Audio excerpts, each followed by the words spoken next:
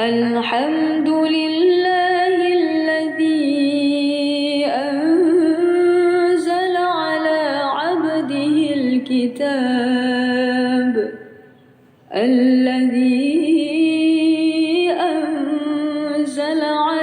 عبده الكتاب ولم يجعل له عوجا قيما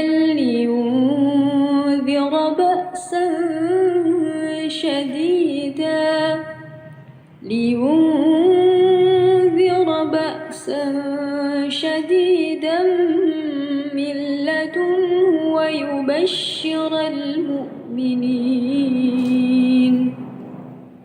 ويبشر المؤمنين الذين يعملون الصالحات أن لهم أجرا حسنا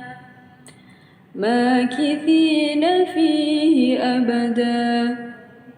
وينذر الذين قالوا اتخذ الله ولدا ما لهم به من علم ولا لآبائهم كبرت كلمة تخرج من أفواههم إن يقولون إلا كذبا قال ستجدني إن شاء الله صابرا